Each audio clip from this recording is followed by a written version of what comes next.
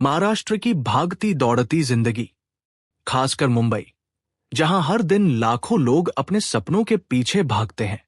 लेकिन इसी भीड़ में कुछ कहानियां ऐसी भी होती हैं जो दिल तोड़ देती हैं। मुंबई के एक छोटे से इलाके धारावी में रहती थी एक औरत, सीमा। सीमा की जिंदगी बहुत साधारण थी, लेकिन उसका दिल बहुत बड़ा था। उसका एक ही सहारा था, उसका 5 साल का बेटा राजू। राजू उसकी दुनिया था, उसकी सांसों की वजह।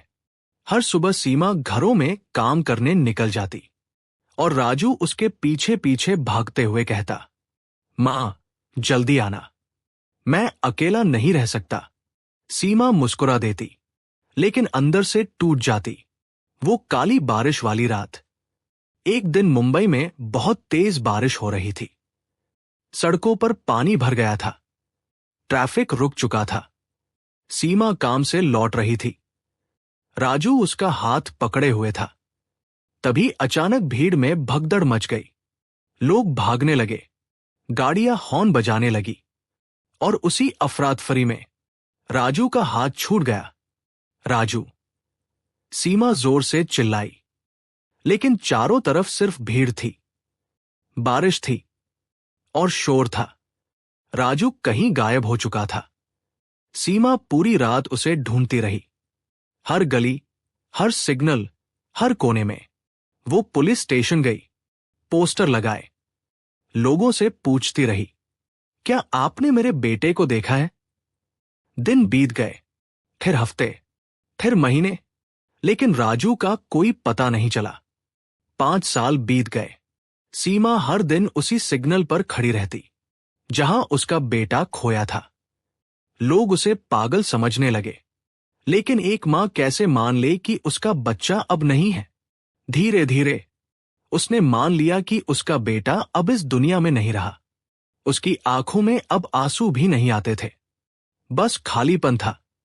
एक दिन उसी रेड सिग्नल पर एक दुबला पतला बच्चा गाड़ियों के बीच भीख मांग रहा था। उसकी आवाज, उसकी चाल, कुछ तो था जो सीमा को अंदर तक हिला गया। क्या वो सच में राजू था?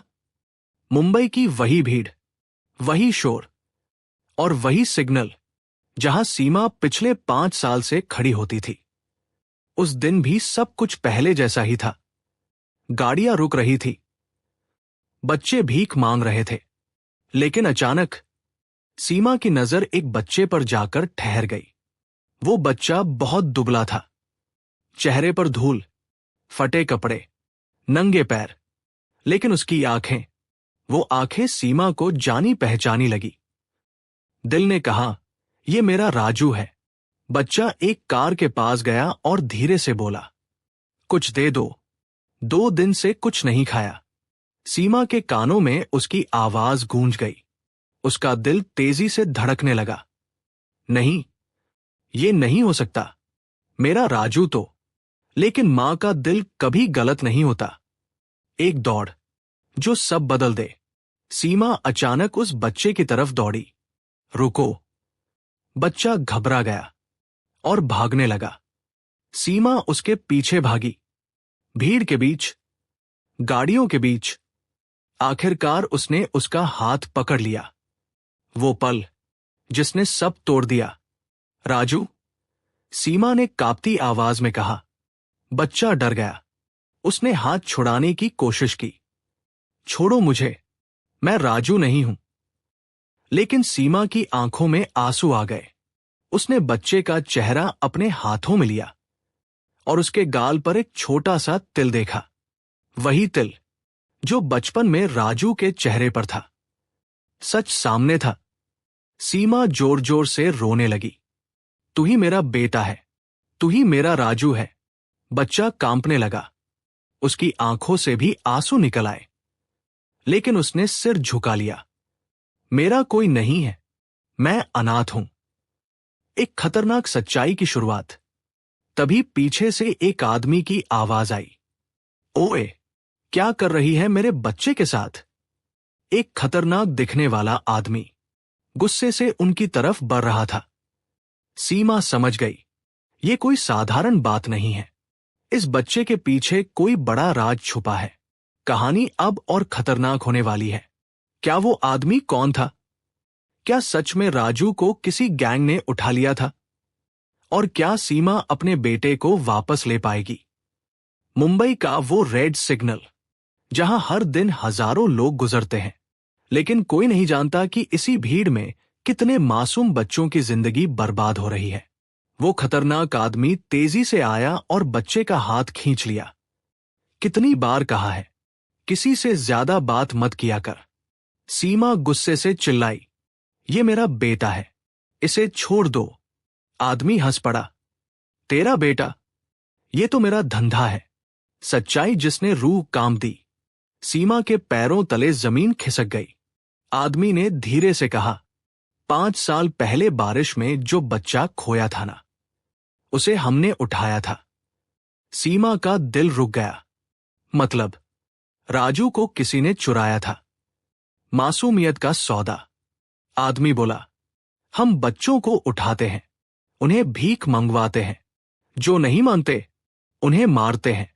राजू डर के मारे कांपने लगा।